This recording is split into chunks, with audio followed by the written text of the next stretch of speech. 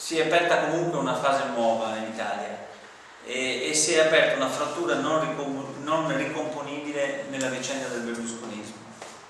Non so quando finirà, probabilmente nessuno lo sa, ma un ciclo politico è sicuramente finito. Ciò che si è rotto è stato il rapporto tra il leader e l'elettorato, che era stata la forza di Berlusconi, uno che comunque è riuscito a fare un patto molto forte, a costruire un blocco di interessi economico, sociali fortissimo. Quel blocco si è rotto e quel patto è venuto meno. Berlusconi aveva vinto perché comunque, nonostante tutti i precedenti scandali, quel patto teneva.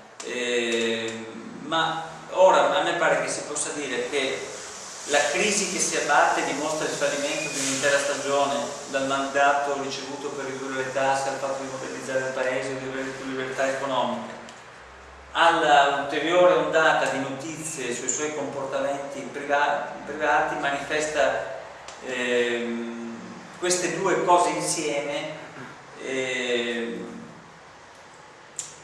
dimostrano che quel patto che aveva tenuto in precedenza oggi non regge più e quindi inizia sicuramente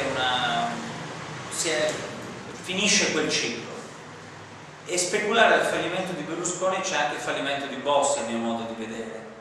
Anche qui non è solo il fallimento di un governo, è il fallimento di tutta quell'evocazione emotiva che aveva accompagnato la promessa del leghismo. Se vi ricordate bene, tutto quello che c'è stato nel passato, il nemico cinese che invece oggi diventa il salvagente a cui attaccarsi per comprare i nostri titoli o le nostre aziende o per avere lo sbocco nel mercato cinese, il federalismo che era stato inteso come